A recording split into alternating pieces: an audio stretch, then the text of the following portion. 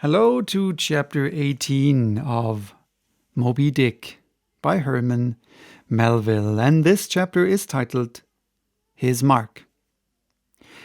As we were walking down the end of the wharf towards the ship, Queequeg carrying his harpoon, Captain Peleg in his gruff voice loudly hailed us from his wigwam, saying he had not suspected my friend was a cannibal, and furthermore announcing that he let no cannibals on board that craft unless they previously produced their papers. "What do you mean by that, Captain Peleg?" said I, now jumping on the bulwarks and leaving my comrade standing on the wharf.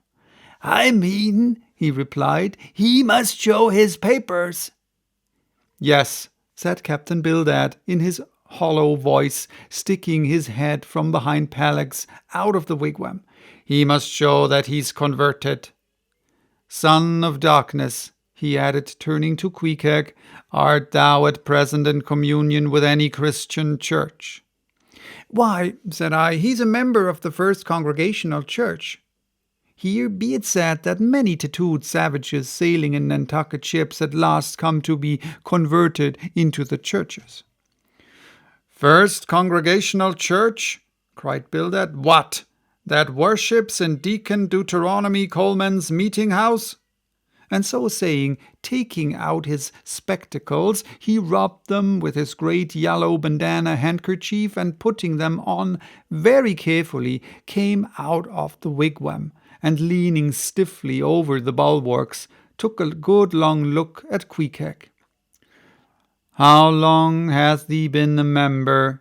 he then said, turning to me. "Not very long, I guess, young man." "No," said Peleg, "and he hasn't been baptized right either, or it would have washed some of that devil's blue off his face." "Do tell now," cried Bildad. "Is this Philistine a regular member of Deacon Deuteronomy's meeting? I never saw him going there, and I pass it every Lord's Day." "I don't know anything about Deacon Deuteronomy or his meeting," said I. "All I know is that Queequeg here is a born member of the First Congregational Church. He is a deacon himself, Queequeg is." "Young man," said Bildad sternly, "thou art skylarking with me. Explain thyself, thou young Hittite. What church dost thee mean? Answer me." Finding myself thus hard pushed, I replied, "I mean, sir, the same ancient Catholic Church to which you and I and Captain Peleg here and Queequeg here and all of us and every mother's son and soul of us belong, the great and everlasting first congregation of this whole worshipping world. We all belong to that. Only some of us cherish some queer crotchets, no ways touching the grand belief, in that we all join hands." "Splice! Thou meanest splice hands," cried Peleg, drawing nearer. "Young man, you'd better ship for a missionary instead of a foremast hand. I never heard a better sermon. Deacon Deuteronomy, why, Father Mapple himself couldn't beat it, and he's reckoned something. Come aboard, never mind about the papers. I say, tell Queequeg there, what's that you call him? Tell Queequeg to step along. By the great anchor, what a harpoon he got there. It looks like good stuff, that. And he handles it about right. I say, Queequeg, or whatever your name is, did you ever stand in the head of a whaleboat?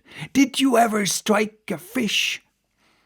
Without saying a word, Queequeg, in his wild sort of way, jumped upon the bulwarks, from thence into the bows of one of the whaleboats hanging to the side, and then, bracing his left knee and poising his harpoon, cried out in some such way as this: "Cap'n, you see him small drop tar of water there?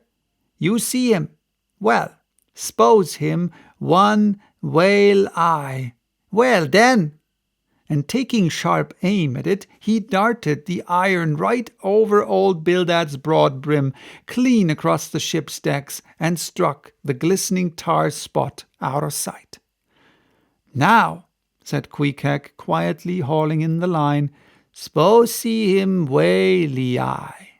Why, that whale dead." "Quick, Bildad," said Peleg, his partner, who, aghast at the close vicinity of the flying harpoon, had retreated towards the cabin gangway. "Quick, I say, you, Bildad, and get the ship's papers. We must have Quahog, in one of our boats. Look ye, Quahog, we'll give ye the 90th lay, and that's more than ever was given a harpooner yet out of Nantucket." So down we went into the cabin, and to my great joy, Queequeg was soon enrolled among the same ship's company to which I myself belonged. When all preliminaries were over and Peleg had got everything ready for signing, he turned to me and said, "I guess Quahog there don't know how to write, does he? I say, Quahog, blast ye, dost thou sign thy name or make thy mark?"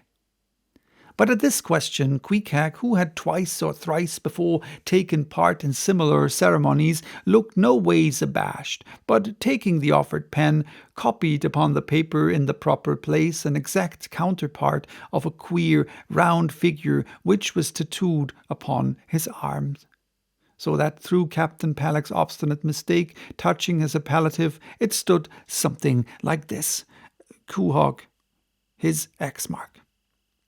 Meanwhile, Captain Bildad sat earnestly and steadfastly eyeing Queequeg, and at last, rising solemnly and fumbling in the huge pockets of his broad-skirted drab coat, took out a bundle of tracts, and selecting one entitled "The Latter Day Coming, or No Time to Lose," placed it in Queequeg's hands, and then grasping them and the book with both his, looked earnestly into his eyes and said, "Son of darkness, I must do my duty by thee. I am part owner of this ship, and feel concerned for the souls of all its crew.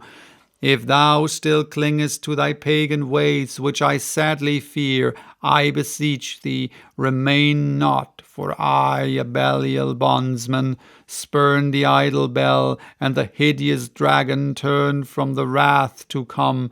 Mind thine eye, I say, O goodness gracious, steer clear of the fiery pit." Something of the salt sea yet lingered on old Bildad's language, heterogeneously mixed with scriptural and domestic phrases. Avast there, Bildad, avast now spoiling our harpooner," cried Peleg. "P.S. harpooneers never make good voyagers. It takes the shark out of 'em. No harpooner is worth a straw who ain't pretty sharkish. There was young Nat Swain, once the bravest boat herder out of all Nantucket and the Vineyard. He joined the meeting and never came to good. He got so frightened about his plaguey soul that he shrinked and sheered away from whales for fear of afterclaps, in case he got stove, and went to Davy Jones." Peleg, said Bildad, lifting his eyes and hands, "thou thyself, as I myself, hast seen many a perilous time. Thou knowest, Peleg, what it is to have the fear of death. How then canst thou prate in this ungodly guise? Thou beliest thine own heart, Peleg. Tell me, when this time Pequod here had her 3 masts overboard in that typhoon in Japan, that same voyage, when thou went mate with Captain Ahab, didst thou not think of death and the judgment then?" Hear him now," cried Peleg, marching across the cabin and thrusting his hands far down into his pockets. "Hear him, all of ye. Think of that, when every moment we thought the ship would sink. Death and the judgment then? What? With all 3 masts making such an everlasting thundering against the side and every sea breaking over us fore and aft. Think of death and the judgment then? No time to think about death then. Life was what Captain Ahab and I was thinking of, and how to save all hands, how to rig jury masts, how to get into the nearest port. That was what I was thinking of." Bildad said no more, but buttoning up his coat stalked on deck, where we followed him. There he stood, very quietly overlooking some sailmakers who were mending a topsail in the waist. Now and then he stooped to pick up a patch or save an end of tarrel twine, which otherwise might have been wasted. So that was chapter 18. Bye-bye till next time to chapter 19, which is called The Prophet.